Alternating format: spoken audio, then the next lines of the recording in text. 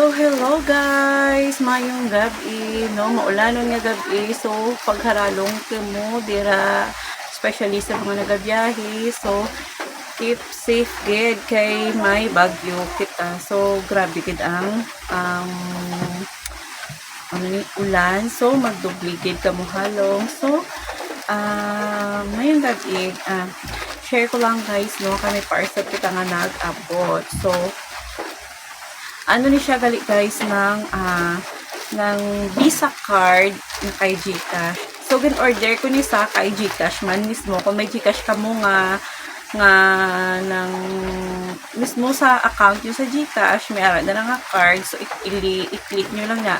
Tapos i-follow nyo lang ang steps kung paano mag-order sang card. Do sa ATM lang. No, bali dapat may ang inyong GCash is may fund lang siguro nga 250. Oo, 250 nan kay para nga para ma-sendan kamo sini sang card. So share ko lang kung nga nag-i-order ko sini kay nag-abot na nga mo nga sahod sa kay Facebook. So ang naka-link is ang account ni PayPal.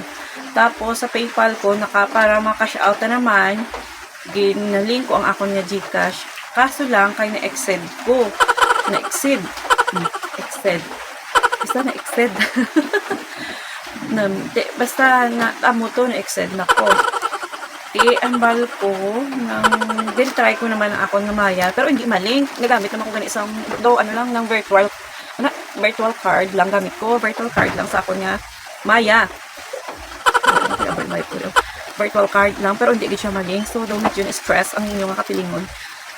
Kasi, syempre, tapos transfer naman sa bank, tapos nagka-problema naman, nagulat ko, pila ka days, so wala po, nagbalik naman iwat. No? So, nag-try ko, lagi mo kalawat account sa GCash para lang magamit ko sa, kahit sang ko ito ganina naman, sang 23 pa. Isang 1 lang sa nagbalik ang GCash kay every month, kasi nag-refresh na nagabalik na sa 0 ang ato nga GCash. So, amo na nga nag-i-order ko sang sang Visa card. Kaya parang kung in case agad man, no, diba?